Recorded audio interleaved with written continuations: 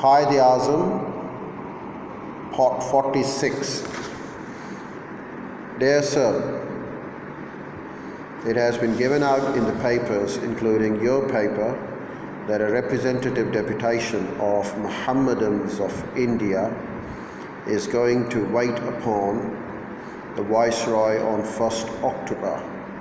May I know whoever elected the gentlemen who are supposed to represent Bombay? It is such a pity that some people are always assuming the role of representatives without the smallest shadow of ground or foundation for it. I know of no meeting of the Mohammedan community that appointed these worthies to represent Bombay. Then another thing is this: may I know what is the object of the deputation? Nobody up to now knows what the deputation proposes to do. Is this the way to speak in the name of millions without even informing them what is going to be done for them? To say nothing of the fact that nothing has been done to ascertain the real views of the Mohammedans of this city in the matter. Interesting light is also known to the origin and the nature of H.H. the Aga Khan's performance by an entry in Lady Minto's diary under the date 3 October 1906,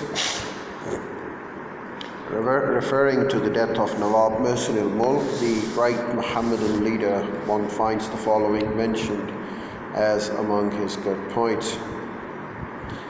He it was who engineered the recent Mohammedan deputation. Again, an entry dated 1 October 1906, which is set down as a very eventful day and epoch in Indian history, is rather illuminating.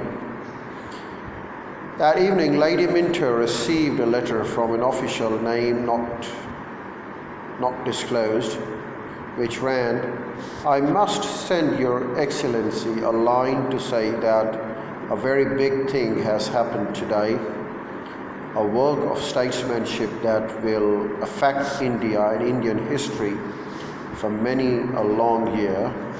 It is nothing less than a pulling back of 62 millions of people from joining the ranks of the seditious opposition."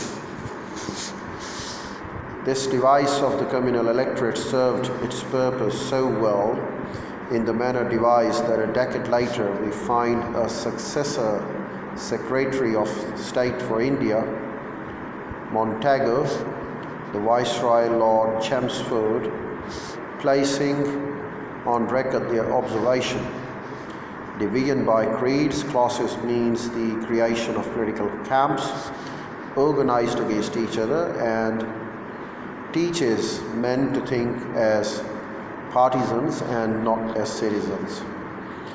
We regard any system of command electorates, therefore, as a very serious hindrance to the development of the self-governing principle.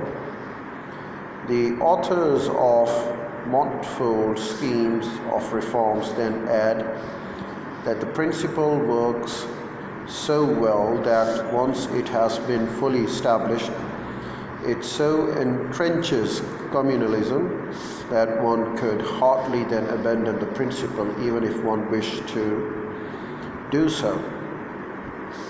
And thus the system of communal franchise got embedded via the multiple reforms. Lord Olivier, the Secretary of State for India in the Labour government under Ramsay MacDonald, admitted it in as many words. No one with any close acquaintance of the Indian affairs will be prepared to deny that on the whole there is a predominant bias in the British officialdom in India in favor of the Muslim community, partly on the ground of closer sympathy, but more largely as a make-weight against Hindu nationalism.